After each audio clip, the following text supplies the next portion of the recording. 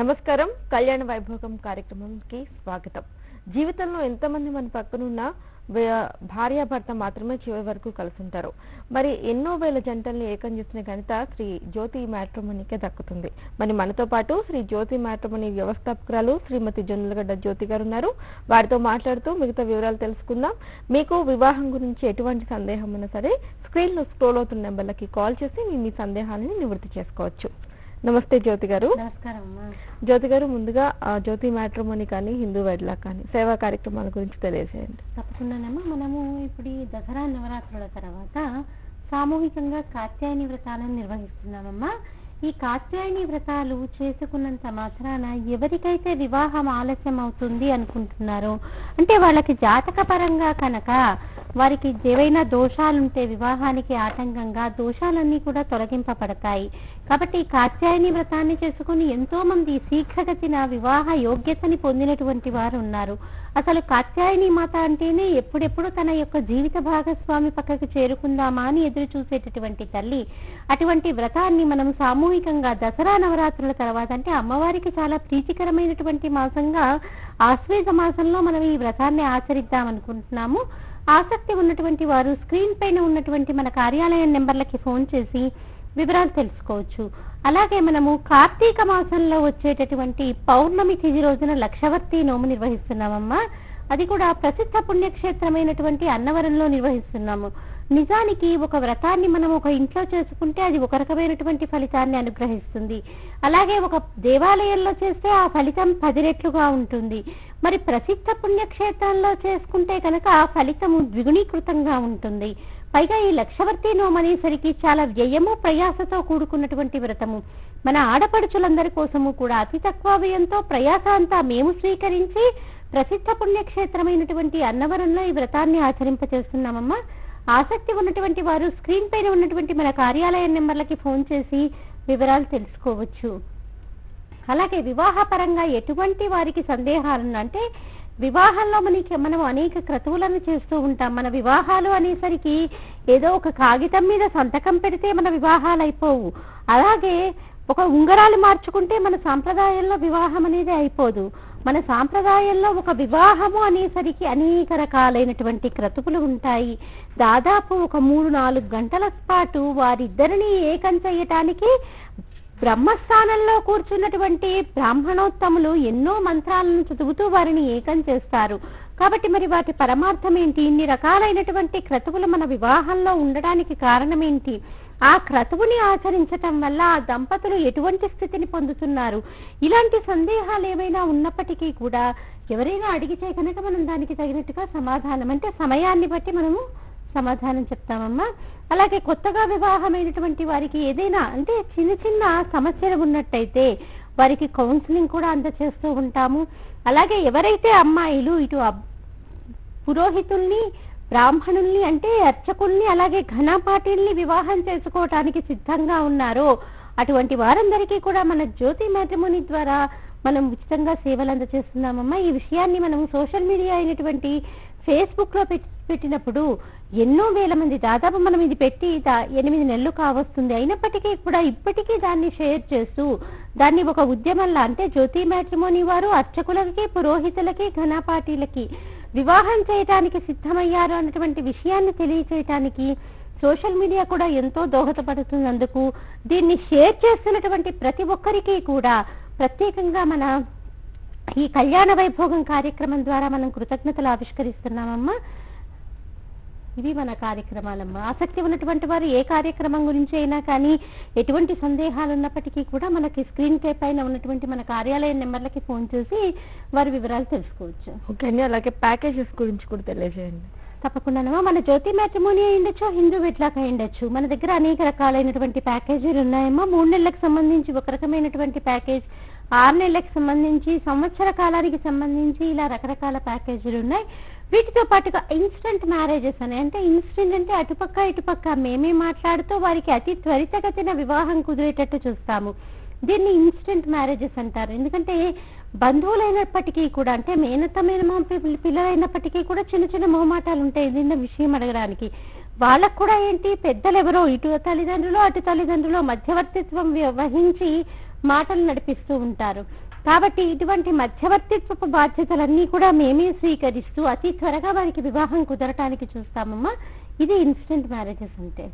దీనికంటే కూడా కొంత అడ్వాన్స్డ్ స్టేజ్ ని మనం ప్రీమియం మెంబర్షిప్ గా చెప్పుకోవచ్చు. ఓకే అండి. అలాగే స్త్రీలు చాలా మంది కూడా లలితా పారాయణం కానీ విష్ణు పారాయణం కానీ చేసేటప్పుడు కొన్ని జాగ్రత్తలు తీసుకోవాలి అంటారు. అలాగే కొంతమంది ప్రయాణం చేసేటప్పుడు కూడా చదువుతూ ఉంటారు. సో అలాంటప్పుడు మనం పాటించాల్సిన నియమాలు ఏంటి? తప్పకుండానమ్మా. కానీ ఒక విషయం, ఏ సహస్రనామం చేసినప్పటికీ కూడా మనం ఇటు లలిత అయ్యుండొచ్చు, మనము ఇటు విష్ణు సహస్రనామం చేసినప్పటికీ కూడా మనము ఒకసారి గురుముఖత నేర్చుకుంటే కనుక అది ఉచ్చారణ ఎలా ఉండాలి అన్నది మనకి తెలుస్తుందమ్మా.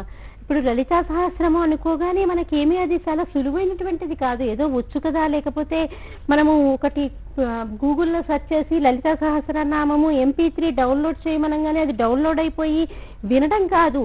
అసలు అది ఎంతవరకు సరైనటువంటి ఉచ్చారణ సరిగ్గా ఉన్నది అన్నది మనం తెలుసుకోవాలి. ఎందుకు? మనం మంత్రాన్ని పలికేటప్పుడు మంత్రం కనుక మనం సరిగ్గా పలకలేదనుకోండి, అది సరైనటువంటి ఫలితాన్ని ఇవ్వకపోగా వ్యతిరిక్త ఫలితాన్ని ఇస్తుంది.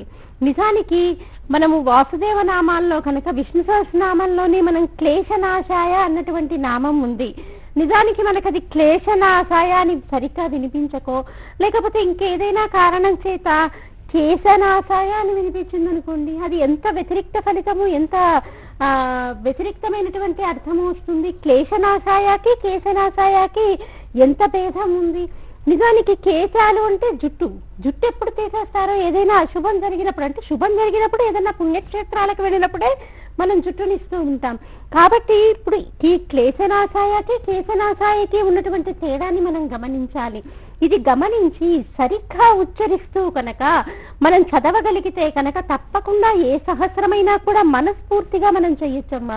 పైగా దాని అర్థం తెలుసుకుంటే కనుక నిజానికి చాలా, అసలు ఒక నామం నుంచి మనము ఇంకొక నామంలోనికి వెళ్ళలేము.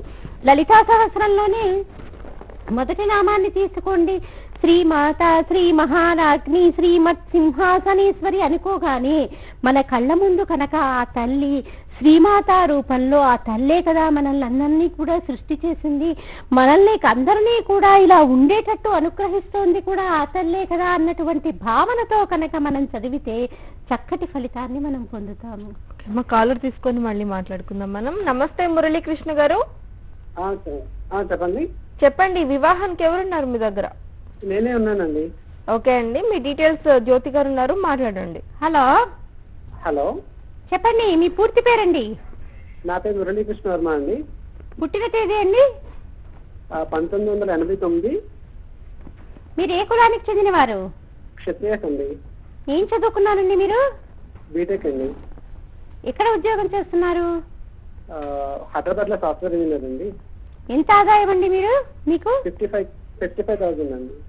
మీకు కాబోయే జీవిత భాగస్వామి ఎలా ఉండాలని మీరు అనుకుంటున్నారు? మంచి ఫ్యామిలీ బ్యాక్గ్రౌండ్ ఉంది. సరే అండి, మీరు ఏం చేస్తారంటే మీకు సంబంధించినటువంటి పూర్తి వివరాలని స్క్రీన్ పైన ఉన్నటువంటి మా కార్యాలయ నెంబర్లకి అందచేయండి. మా హిందూ వెడ్లాక్ ద్వారా మీకు తగిన సేవలు అందచేస్తాము. మేడం గారు, ఏ నెంబర్ అండి? 65917652 అంటారా? 52 కానీ 53 కానీ దేనికైనా కాల్ చేసి మీరు వివరాలు ఇవ్వచ్చండి. ఓకే అండి, కాల్ చేస్తామండి. ఓకే అండి, ఆల్ ది బెస్ట్ అండి. ఓకే అండి. అలాగే విష్ణు సహస్రనామం కూడా ఆడవాళ్ళు చదవద్దు అని చెప్తూ ఉంటారు, అది ఎంతవరకు నిజమంటారు? ఇప్పుడు మనము ఒక నామాన్ని చదువుతున్నాము అంటే దాని పూర్తి అర్థాన్ని కనుక మనం తెలుసుకొని కనుక చదివితే కనుక మనం చక్కటి ఫలితాన్ని పొందుతాము.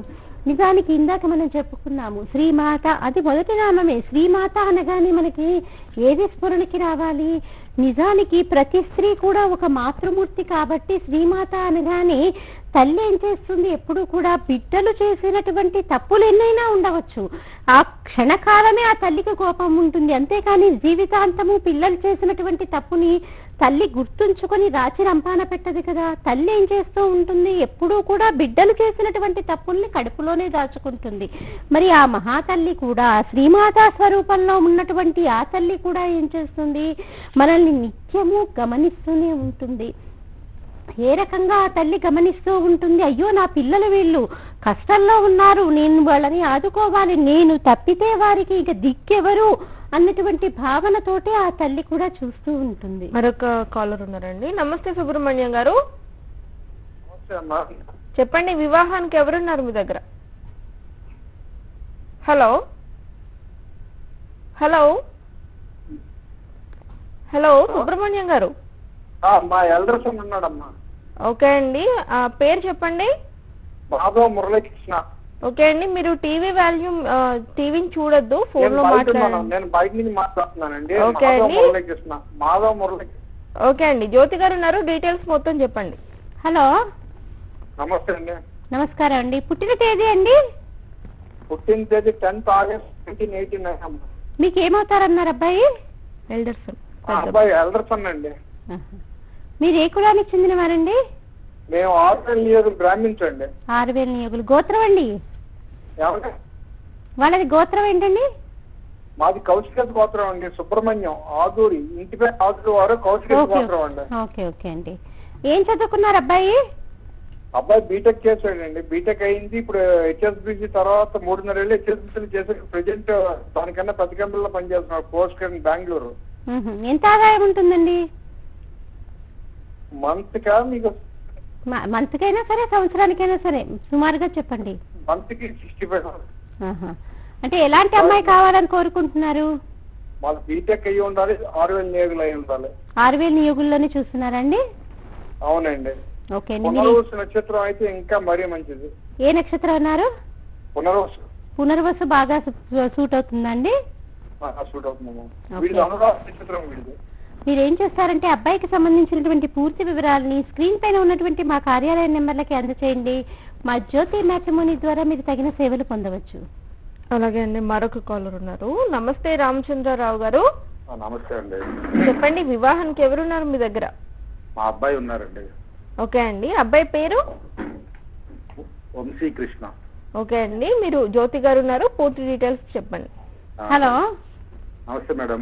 నమస్కారం అండి, చెప్పండి. అబ్బాయి గారు పుట్టిన తేదీ అండి? అబ్బాయి పుట్టింది 14/1/1988. 88.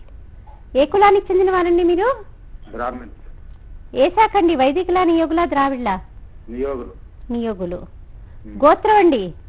శ్రీవత్స. అబ్బాయి ఏం చదువుకున్నారు? బీటెక్ ఎంబీఏ అయిపోయి కరూరు వైశ్య బ్యాంక్ లో అసిస్టెంట్ మేనేజర్ గా పనిచేస్తున్నారు. ఎంత ఆదాయం ఉంటుందండి సంవత్సరానికి? నెలకి 45,000. మీకు కాబోయే కోడలు ఎలా ఉండాలని మీరు అనుకుంటున్నారండి? చదువుకొని ఉంటే చాలు. ఉద్యోగం చేసినా ఓకే, లేకపోతే ఉద్యోగం చేయకపోయినా ఓకే, చదువు ఉంటే చాలు. ఓకే అండి. మీ శాఖలోనే చూస్తున్నారా? ఏ శాఖకు చెందిన అమ్మాయి అయినా పర్వాలేదా? ఏ శాఖ అయినా పర్వాలేదు మాకు. సరే సార్, మీరు ఏం చేస్తారంటే మీ అబ్బాయికి సంబంధించినటువంటి పూర్తి వివరాలని స్క్రీన్ పైన ఉన్నటువంటి మా కార్యాలయ నెంబర్లకి అందచేయండి. మా జ్యోతి మ్యాట్రిమోనీ ద్వారా మీకు తగిన సేవలు అందచేస్తాము. అలాగే అండి, మరొక కాలర్ ఉన్నారు కాకినాడ నుంచి. నమస్తే లలిత గారు. నమస్తే అండి. లలిత గారు చెప్పండి వివాహానికి ఎవరున్నారు మీ దగ్గర? ఏంటండి? వివాహం ఎవరి గురించి మీరు కాల్ చేశారు? తమ్ముడు గురించి అండి. ఓకే అండి, తమ్ముడు పేరు? ఎం మురళీకృష్ణ అండి. ఓకే అండి, జ్యోతి గారు ఉన్నారు, పూర్తి డీటెయిల్స్ చెప్పండి. హలో అబ్బాయి, మీ తమ్ముడు పేరు ఎంతన్నారమ్మా? మురళీకృష్ణ అండి. పుట్టిన తేదీ అమ్మా? 1989 అండి. మీరు ఏ కులానికి చెందిన వారు? రాజులండి. ఏం చదువుకున్నారు అబ్బాయి? బీటెక్ అండి. ఉద్యోగం ఎక్కడ చేస్తున్నారండి? ఏంటండి? ఉద్యోగం హైదరాబాద్ అండి.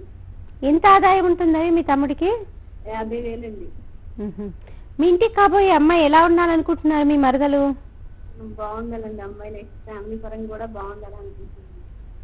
సరే అమ్మా, మీరు ఏం చేస్తారంటే మీ తమ్ముడికి సంబంధించినటువంటి పూర్తి వివరాన్ని స్క్రీన్ పైన ఉన్నటువంటి మా కార్యాలయ నెంబర్లకి అందచేయండి. మా హిందూ వెడ్లాక్ తరఫున మీకు తగిన సేవలు అందచేస్తాము. ఓకే అమ్మా, అలాగే సహస్రనామం గురించి మాట్లాడుతూ ఉన్నారు. కాబట్టి ఒక నామం చదివేటప్పుడు అది సహస్రం అయి ఉండొచ్చు, అష్టోత్తరం అయి ఉండొచ్చు.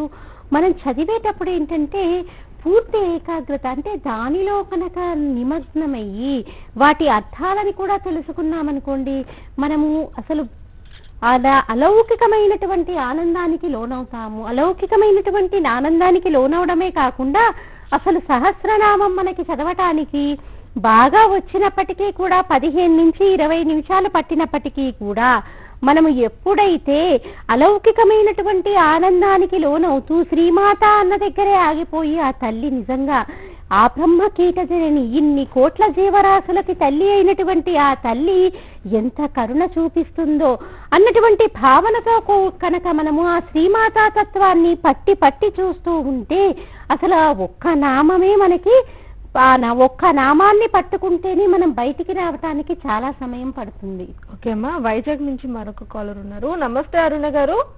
నమస్తే అండి. చెప్పండి, వివాహానికి ఎవరున్నారు మీ దగ్గర? మా మరిది గారికి. ఓకే అండి, మీ మరిది గారి పేరు? కుమార్, మణికుమార్. ఓకే అండి, జ్యోతి గారు ఉన్నారు, పూర్తి డీటెయిల్స్ చెప్పండి. హలో. హలో, నమస్తే అండి. అమ్మా చెప్పండి, మీ మరిది గారి పూర్తి పేరమ్మా? మణికుమార్ అండి. పుట్టిన తేదీ అమ్మా? 1981 జనవరి 4 అండి. మీరు ఏ కులానికి చెందిన వారమ్మా? జంగమని. ఏం చేస్తుంటారు మీ మరిది గారు? రిజిస్టర్ ఆఫీస్ లో చేస్తారండి, జూనియర్ రెసిడెంట్. మీ కాబోయే అంటే మీ ఇంటికి వచ్చేటటువంటి తోడి కూడా ఎలా ఉండాలని మీరు అనుకుంటున్నారండి? అమ్మాయి చదువుకొని డిగ్రీ చేసుకొని ఫ్యామిలీ బాగుంటే చాలు. సరే అమ్మా, మీరు ఏం చేస్తారంటే మీ మరిది గారికి సంబంధించినటువంటి పూర్తి వివరాలని స్క్రీన్ పైన ఉన్నటువంటి మా కార్యాలయం నెంబర్లకి అందచేయండి. మా హిందూ బెడ్లాక్ తరఫున మీకు తగిన సేవలు అందజేస్తాము. మేడం, మీ క్యాష్ దొరుకుతాయండి? ఏమ్మా? క్యాష్ సంబంధాలు ఉంటాయి కదండి? ఉన్నాయండి, అన్ని రకాలవే ఉంటాయి. మీరు ఒకసారి స్క్రీన్ పైన ఉన్నటువంటి కార్యాలయం నెంబర్లకి కనుక అందజేసినట్లయితే మీకు తగినటువంటి సూచనలు మా వాళ్ళు అందజేస్తారు. ఓకే. మరొక కాలర్ ఉన్నారండి, కాల్ తీసుకున్నాను. నమస్తే అండి. నమస్తే. లక్ష్మి గారు, చెప్పండి, మీ దగ్గర వివాహానికి ఎవరున్నారు? మా అబ్బాయి ఉన్నారు. అబ్బాయి పేరు? సాయి కృష్ణ. సాయి కృష్ణ. ఓకే అండి, జ్యోతి గారు ఉన్నారు, మాట్లాడండి.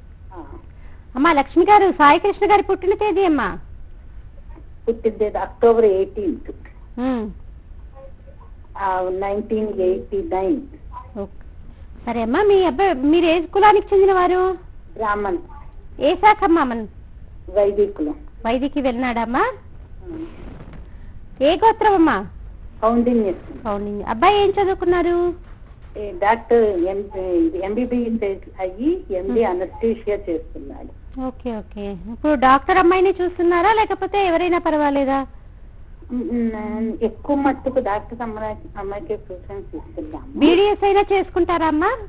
BDS వద్దండి, లైన్ వేరే అవుతుంది. ఓన్లీ MBBS చూస్తున్నారా? కానీ MD అనస్థీషియా వస్తే మన ఫస్ట్ ప్రిఫరెన్స్ ఇస్తాము. ఇద్దరు ఒక లైన్ లో ఉంటారు, లేకపోయినా డాక్టర్ లెవెల్లో ఉంటారు. అవునులేండి, కష్టం కదా ఇద్దరు ఒకటే. అలాగే మీరు మీ శాఖలోనే చూస్తున్నారా? ఏ శాఖకు చెందిన అమ్మాయి అయినా పర్వాలేదా? మన బ్రాహ్మణ్ ఏ శాఖ అయినా పర్వాలేదు. అదే, ఇప్పుడు డాక్టర్ అనేసరికి మనకి సీట్లు వచ్చేది చాలా తక్కువగా ఉంటాయి, రిజర్వేషన్ కోటాలో చాలా వెళ్ళిపోతూ ఉంటాయి. కాబట్టి డాక్టర్స్ అనేసరికి ఏం చేయాలి అంటే బ్రాహ్మణులు ఏం చేసుకోవాలి అంటే ఏ శాఖకు చెందినటువంటి అబ్బాయి అయినా అమ్మాయి అయినా, ఒకవేళ అమ్మాయి అనుకోండి MBBS చేసింది, ఏ శాఖకు చెందిన వాళ్ళైనా పర్వాలేదు అనుకుంటే మనకి త్వరగా వివాహం కుదిరే అవకాశం ఉంది. కాబట్టి డాక్టర్ చదివిన అమ్మాయి అయినా అబ్బాయి అయినా ప్రతి ఒక్కరు కూడా ఆప్షన్ మీద అలా పెట్టుకుంటే త్వరగా వివాహాలు కుదిరే అవకాశం ఉంటుంది. అమ్మ లక్ష్మి గారు, మీరు ఏం చేస్తారంటే మీ అబ్బాయికి సంబంధించినటువంటి పూర్తి వివరాలని స్క్రీన్ పైన ఉన్నటువంటి మన కార్యాలయం నెంబర్లకి అందచేయండి. మా జ్యోతి మ్యాట్రిమోనీ ద్వారా మీకు తగిన సేవలు అందజేస్తాను. ఓకే అండి, శాస్త్రనామం గురించి చెప్పండి. కాబట్టి ఆ శ్రీమాతా తత్వాన్ని తెలుసుకోవటంలోని మనం ఎంతో ఆనందాన్ని పొందుతూ అసలు ఆ సహస్రనామాన్ని మనం పూర్తి చేయలేము. అంటే అంత భావనని అనుభవించేటటువంటి మనసు మనకి ఏర్పడి అలా చదువుతూ ఉండాలి. ఇందాక అలాగే మీరు ప్రయాణాల సమయంలో మనం నామాలు చదువుకోవచ్చు అంటే నామాలు చదవటానికి ఎప్పుడు కూడా దోషం లేదు. కాకపోతే చెప్పులు వేసుకో మరీ తప్పదు, చెప్పులు విప్పలేని పరిస్థితి ఉన్నప్పుడు తప్పితే మన నామాన్ని మనసులో చదువుకోవటానికి ఎటువంటి అవరోధము లేదు. కాబట్టి నామాన్ని ఎప్పుడైనా జపించవచ్చు. కానీ దీక్షగా మటుకు ఏదైనా నియమం పట్టుకొని మనం కనుక నామాలు చదివేటప్పుడు మటుకు మనం మొదటి రోజు ఎటువంటి నియమాన్ని పెట్టుకున్నామో అలాగే పెట్టుకొని చదవాలి. కానీ ప్రయాణాల్లో కూడా మనం ఎటువంటి నామాలైనా కానీ మనం చదువుకోవచ్చు. బీజాక్షరాలతో ఉన్నవి మటుకు అంటే కొంత శౌచం ఉంటే బాగుంటుంది. ఓకే అమ్మా, ఖమ్మం నుంచి కాలర్ రెడీగా ఉన్నారు, కాల్ తీసుకున్నారు. నమస్తే హనుమంతరావు గారు, చెప్పండి. మాట్లాడాలండి, మాట్లాడండి. హలో, నమస్కారం అండి జ్యోతి గారు. నమస్కారం అండి, చెప్పండి హనుమంతరావు గారు. అది మీరు ఒకసారి కాశీ గురించి చెప్పారు, మళ్ళీ ఒకసారి వివరించండి. మాది దేని గురించి అండి? అయిపోయిందండి. సారీ నాకు కాశీలో చనిపోయిన తర్వాత విఘ్నేశ్వరుడు రావటం అదే చెప్పారు కదా, మళ్ళీ ఒకసారి మా జీవితాలు మర్చిపోలేదు. దాని గురించి నేను కాశీలో ఉందా అనుకుంటున్నాండి. ఓకే, చాలా సంతోషం అండి. మీరు ఎక్కడో చెప్పింది గుర్తు పెట్టుకుని అడిగారు, చాలా సంతోషము. కాకపోతే మీకు రేపు ఉదయం నేను చెప్పగలుగుతానేమో, ఇప్పుడు మనకి సమయాభావం ఉంది. ఒక శ్లోకం అయితే చదువుతానండి. కాకపోతే మనం ఈ శ్లోకం పూర్తి అర్థాన్ని చెప్పుకోవాలి అంటే మటుకు కొంత సమయం పడుతుంది. కాబట్టి మీరు ఎంతో ఆర్తిగా అడిగారు కాబట్టి మనకి శాస్త్రం ఏం చెప్తుందంటే, అసలు పైగా మన హిందూ ధర్మంలో ఏంటి, ప్రతి ఒక్కరూ కూడా వారి జీవిత కాలంలో కాశీ వెళ్ళాలని కోరుకుంటారు. కాశీ వెళ్ళాలని, ఆ విశ్వేశ్వరుణ్ణి దర్శనం చేసుకోవాలని, ఆ గంగా నదిలో స్నానాన్ని ఆచరించాలని ప్రతి ఒక్కరూ కూడా కోరుకుంటూ ఉంటారు. ఇక్కడ మన దేశంలోనే కాదు, విదేశీయాలలో ఉన్నటువంటి వారు కూడా ఎవరైనా తల్లి కానీ తండ్రి కానీ తనువు చాలిస్తే ఏం చేస్తారు, వారి అస్థికలని భద్రం చేసి, అయ్యో మా నాన్నగారు బతికున్నంత కాలము కూడా అసలు కాశీ వెళ్ళాలనుకున్నారు, ఇప్పుడు వెళ్ళలేకపోయారు, వారి అస్థికలన్నా నేను తీసుకెళ్లి గంగలో కలుపుతాను అని గంగా నదిలో కలిపేటటువంటి వారు కూడా ఎంతో మందిని మనం చూస్తూ ఉంటాము. పైగా ప్రతి ఒక్కరి యొక్క కోరిక ఏముంటుంది, ఆ కాశీ విశ్వేశ్వరుణ్ణి దర్శనం చేసుకోవాలని, ఆ గంగా నదిలో స్నానం చేయాలని కోరుకుంటారు. పైగా కాశ్యాంతు మరణం ముక్తి అని మనకి శాస్త్రం చెప్తుంది. ఎవరైతే కాశీలో మరణిస్తారో వారికి సాక్షాత్తు ఆ పరమశివుడే మోక్షాన్ని అనుగ్రహిస్తాడు. అటువంటి అభిముక్త లింగము ఆ కాశీ క్షేత్రము. ఆ కాశీ క్షేత్రంలో చనిపోయినటువంటి వారికిట పాలిండ్లు కదలంగా పసిరిపై ఎదవీచు అచలాదీశుని కూర్మి ఆడుబిడ్డ దుఃఖారముదరించి తొండమ్ము ముక్కున దుఃఖారముదరించి తొండమ్ము ముక్కున శిఖరాకారము చిలుకుటుంటి ప్రత్యక్షమై వచ్చి భాగీరథి గంగ ముదుల హస్తము చాచి మేను నిమురు ప్రథమోత్తముండు భృంగి భయరక్షణార్థమై ఫాలాగ్రమున దీర్చు భసితరేఖ దక్షిణ శృతి మీదుగా ధాత్రికెళ్ళి పెద్ద నిద్రకు మాగన్ను పట్టువేళ పంచజనులకు తారక బ్రహ్మ విద్య అభవుడుపదేశించు కాశీనిపుడు. నిజానికిట ఏ జీవి అయినా కానీ, ఒక మనుష్యుడే కాదు, చీమలై ఉండొచ్చు, ఏ జీవైనా కానీ కాశీలో కనుక మరణించినటువంటి వారికి అసలు మోక్షం లభిస్తుందిట. ఇది ప్రత్యక్షంగా పరమశివుడే చెప్పుకున్నాడు. అభిముక్త లింగము కాశీ క్షేత్రంగా మనం చెప్పుకుంటాము. అభిముక్త లింగము అంటే ఏంటి, ఆ విశ్వేశ్వరుడు కాశీ క్షేత్రాన్ని ఎప్పుడూ కూడా అసలు వదిలి ఉండడు. ఎప్పుడూ కూడా ఆయన కాశీ క్షేత్రాన్ని పట్టుకునే ఉంటాడు. పరమశివుడికి చాలా ప్రీతికరమైనటువంటివిగా 4 మనం చెప్పుకుంటాం. అవేంటి, గౌరీ ఒకటే, ఆకాశ గంగ ఒకటే, కాశీ ఒకటే, దక్షిణ కాశీ ఒకటే. ఈ 4 కూడా పరమశివుడికి చాలా ప్రీతి పాత్రమైనటువంటివి. ఆయనకి తన ప్రాణాన్ని ఎంత ప్రేమగా చూసుకుంటాడో ఈ 4టిని కూడా పరమశివుడు అంత సమాన భాగాన్ని ఇచ్చాడనమాట. కాబట్టి కాశీ క్షేత్రం గురించి ప్రతి ఒక్కరూ కూడా అలా కలలు కంటూ ఉంటారు. మరి కాశీలో మరణించినటువంటి వారికి నిజానికి మరణం అంటే అంత సులువైనటువంటి మాట కాదండి. ఏ జీవికైనా, ఏ వయసుకైనా మరణం ఆసన్నమైనప్పుడు 1000 తేళ్లు కుట్టినట్టుగా బాధ ఉంటుంది. ఆ బాధని లోపల జీవుడు అనుభవిస్తూనే ఉంటాడు. నిజానికి వాళ్ళు ఐసీయూలో ఉండి అన్కాన్షియస్ లో ఉన్నప్పటికీ కూడా ఆ బాధని అనుభవించి తీరుతారు. వారు తెలిసి ఉండకపోవచ్చు, కానీ 1000 తేళ్లు కుట్టినటువంటి బాధ ఉంటుంది. మరి ఆ కాశీ క్షేత్రంలో చనిపోయేటటువంటి వారికిట మరి ఉచ్ఛ్వాస నిశ్వాసాలు ఎక్కువవుతూ ఉంటాయి. కొన ఊపిరి ఎప్పుడూ ఆగిపోతుందని చెప్పుకుంటాం మనము ఊపిరి పీల్చుకునేటప్పుడైనా మన ఊపిరి ఆగిపోవచ్చు, అలాగే ఊపిరి వదిలేటప్పుడైనా కానీ ఊపిరి ఆగిపోవచ్చు. ఈ రెండిటి మధ్య మన యొక్క జీవితం అంతా కూడా ఆధారపడి ఉంటుంది. మరి కాశీ క్షేత్రంలో చనిపోయేటప్పుడుట అతడు ఇక చనిపోతున్నాడనగానే మరి శరీరపు ఉష్ణోగ్రతలు ఎక్కువవుతూ ఉంటాయి, తక్కువవుతూ ఉంటాయి. ఇలా ఎక్కువ తక్కువ అవుతూ ఉన్నప్పుడు పాలిండ్లు కదలంగా పసిరిపై ఎదవీచు అచలాదీశుని కూర్మి ఆడుబిడ్డ. అమ్మవారెవరు, ఆ తల్లి అచలాదీశుని కూర్మి ఆడుబిడ్డ. ఆ తల్లి హిమవంతుడి యొక్క కూతురు. హిమవంతుడి యొక్క కూతురు అంటే ఆ తల్లే చల్లగా ఉంటుంది. హిమవంతుడు అంటే ఏంటి, ఆయన మంచుకొండ. మరి ఆ మంచుకొండ కూతురు కూడా ఎలా ఉంటుంది, చాలా చల్లగా ఉంటుంది. ఆ అచలాధీశుడి కూర్మి ఆడుబిడ్డ ఏం చేస్తుందిట, పరిగెత్తుకుంటూ వస్తుందిట. ఎందుకు? మా వారి ఇక్కడ సరిపోయినటువంటి వారికి మోక్షాన్ని ప్రసాదిస్తా అంటున్నాడు, వీడు ఎంతో పుణ్యం చేసుకున్నాడు కాబట్టి కాశీలో మరణిస్తున్నాడు అంటూ ముందుగా పరిగెత్తుకుంటూ వచ్చేది ఎవరు? అమ్మవారు పరిగెత్తుకుంటూ వస్తుంది. ఆవిడ ఎలా పరిగెత్తుకుంటూ వస్తుంది? ఆవిడ యొక్క పట్టు చీర కదిలిపోతూ ఉండగా, ఆవిడ యొక్క పట్టు చీర కదిలిపోతూ ఉంటే ఆవిడ పరిగెత్తుకుంటూ వచ్చి మన నుదురు నిమురుతూ మనని తలని ఆవిడ యొక్క ఒళ్ళో పెట్టుకుంటుందిట. మనకి సమయాభావం ఉంది కాబట్టి వారి పేరేంటమ్మా? హనుమంతరావు అండి. హనుమంతరావు గారు, మనం రేపు తప్పకుండా దీనికి పూర్తి వివరణ తెలుసుకుందామండి. ధన్యవాదాలు జ్యోతి గారు, కార్యక్రమానికి వచ్చేసి ఎన్నో వివరాలు తెలియజేసినందుకు. చూశారు కదండి, ఇది వాళ్ళ కళ్యాణ వైభోగం కార్యక్రమం. రేపటి కళ్యాణ వైభోగం కార్యక్రమంలో మళ్ళీ కలుసుకుందాం. చూస్తూనే ఉండండి భారత్ టుడే. నమస్కారం.